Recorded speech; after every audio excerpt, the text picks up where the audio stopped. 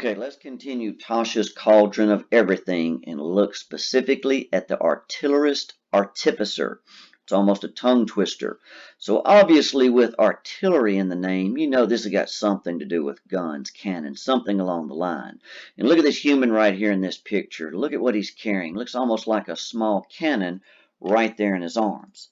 So if we get down to the first bit of information right here, as always, we got some wise words from Tasha right there. But beneath, an artillerist specializes in using magic to hurl energy, projectiles, and explosions on a battlefield. This destructive power is valued by armies in the wars on many different worlds. And when war passes, some members of this specialization seek to build a more peaceful world by using their powers to fight the resurgence of strife. The world-hopping gnome Artificer V has been especially vocal about making things right. He says it's about time we fix things instead of blowing them all to hell.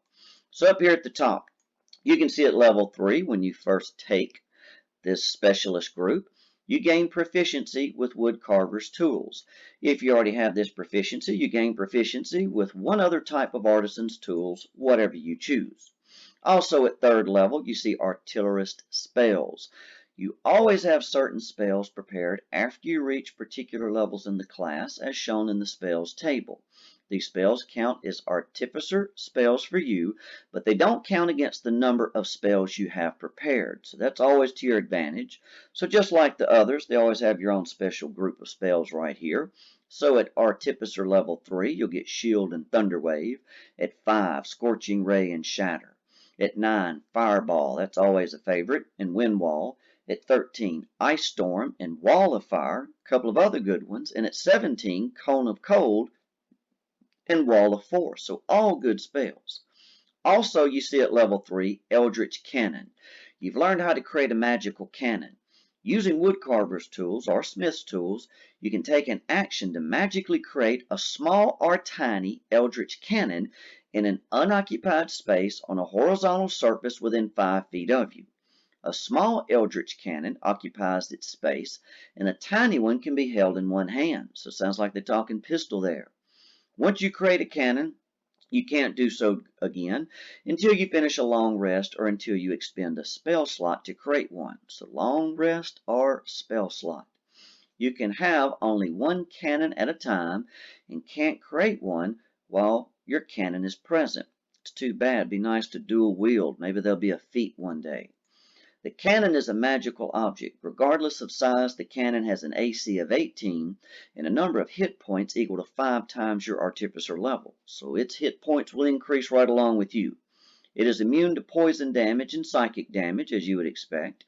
If it is forced to make an ability check or a saving throw, treat all of its ability scores as 10. So no pluses, no minuses there at all. If the mending spell is cast on it, which you'll have plenty of, it regains 2d6 hit points. So you can fix this thing, repair it really fast. It disappears if it's reduced to 0 hit points or after 1 hour. You can dismiss it early as an action. When you create the cannon, you determine its appearance, whether it has legs. Now, I never thought about it having legs. You also decide which type it is, choosing from the options on the Eldritch Cannon's table. That's coming up next. On each of your turns, you can take a bonus action to cause the cannon to activate if you're within 60 feet of it. As part of the same bonus action, you can direct the cannon to walk or climb up to 15 feet to an unoccupied space, provided it has legs. So it sounds like it'd be pretty handy to have one with legs. So here's our Eldritch Cannon list right here. Number 1 will be a favorite without a doubt, a Flamethrower. The cannon exhales fire in an adjacent 15-foot cone that you designate. Each creature in that area must make a dexterity saving throw against your spell save DC, taking 2d8 fire damage on a failed save, or half that on a successful, just as you would expect. The fire ignites any flammable objects in the area that aren't being worn or carried. Now after Flamethrower, you get option 2, Force Ballista. Make a ranged spell attack, originating from the cannon at one creature or object within 120 feet of you. So 120 feet is pretty good range. On a hit, the target takes 2d8 force damage, and if the target is a creature, it's pushed up to 5 feet away from the cannon. Option 3 is Protector.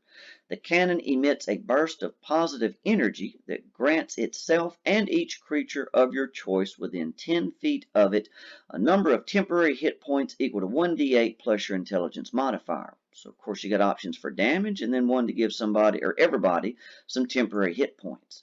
Now, up here at level 5, Arcane Firearm. You know how to turn a wand, staff, or rod into an arcane firearm, a conduit for your destructive spells. When you finish a long rest, you can use your wood carver's tools to carve a special sigil into a wand, staff, or rod and thereby turn it into an arcane firearm.